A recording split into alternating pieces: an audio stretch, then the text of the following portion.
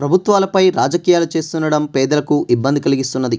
ఆయా ఆసుపత్రుల ప్రతిష్ట సైతం దెబ్బతింటున్నది. దీంతో చాలామంది ఆయా ఆసుపత్రుల్లో అడ్మిషన్కు జంకుతుండగా పేదోడికి వైద్యం అందడం కష్టంగా మారుతున్నది. అంతేగాక సర్కారీ దవాఖాన్ల డాక్టర్లు, నర్సింగ్ ఆఫీసర్లు, ఇతర స్టాఫ్ కూడా రాజకీయ పార్టీల విమర్శకులకు బలవ్వాల్సిన పరిస్థితులు కనిపిస్తున్నాయి. తాజాగా గాంధీ హాస్పిటల్పై మాజీ మంత్రి కేటీఆర్ చేసిన వ్యాఖ్యలు రాజకీయ దుమారాన్ని రేపాయి. ఒకే నెలలో 48 మంది చనిపోయారని కేటీఆర్ ఆరోపణలు చేశారు. దీనికి హెల్త్ మినిస్టర్ నుంచి ఆఫీసర్ల వరకు రెస్పాండ్ అవ్వాల్సి వచ్చింది. అయితే ఇలాంటి వ్యాఖ్యలు రోగుల ఆత్మస్థైర్యాన్ని దెబ్బతీసేలా ఉన్నాయని డాక్టర్లు చెబుతున్నారు. ఇలాంటి పరిస్థితులకు చెక్ పెట్టాలని, లేదంటే గవర్నమెంట్ ఆసుపత్రులంటే పేదోళ్ళు భయపడాల్సి వస్తుందని, దీంతో ప్రైవేట్ కార్పొరేట్ ఆసుపత్రుల లబ్ధి పొందేందుకు ప్రయత్నిస్తాయని పేర్కొంటున్నారు.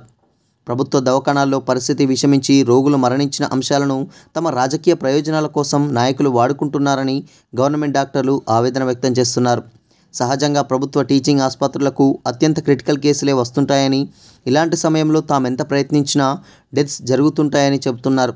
ఏ ప్రభుత్వం పవర్లో ఉన్నా వీటిని అడ్డుకోవడం కష్టమేనని వివరిస్తున్నారు.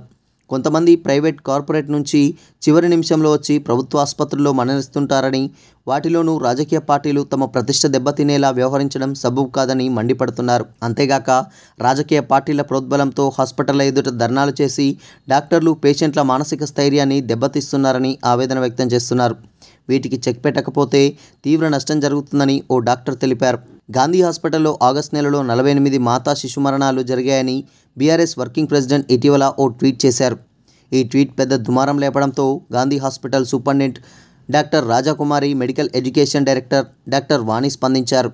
గాంధీ హాస్పిటల్లో గత కొన్నేళ్లుగా నెలకు సగటున 40కి పైనే మాతా శిశు మరణాలు జరుగుతున్నాయని ఆధారాలతో సహా అన్ని వివరాలను బయటపెట్టారు.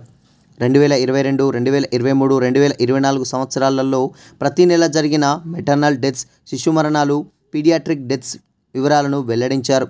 గాంధీ హాస్పిటల్కు అత్యంత సీరియస్ కండిషన్లో ఉన్న పేషెంట్లు వస్తారని, ప్రైవేట్ కార్పొరేట్ హాస్పిటళ్లు పేషెంట్ కండిషన్ పూర్తిగా విషమించిన తర్వాత గాంధీకి పంపిస్తారని క్లారిటీ ఇచ్చారు.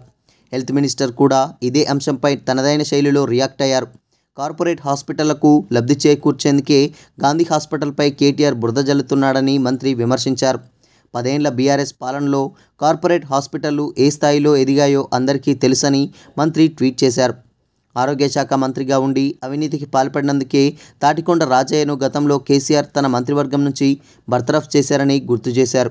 ఇప్పుడు అదే తాటికొండ రాజయ్యను గాంధీ హాస్పిటల్కు పంపిస్తున్నారని, ఆయన గతంలో చేసిన అవినీతిని అధ్యయనం చేయడానికి కమిటీ వేశారా అని కాంగ్రెస్ నేతలు దుయ్యబట్టారు. అయితే కరోనా సమయంలోనూ కాంగ్రెస్ నాయకులు ఇలాంటి విమర్శలే చేశారని, ఇప్పుడు తాము చేస్తే డ్యామేజ్ అవుతుందా అంటూ కొందరు బీఆర్ఎస్ నేతలు చెప్పడం గమనార్హం.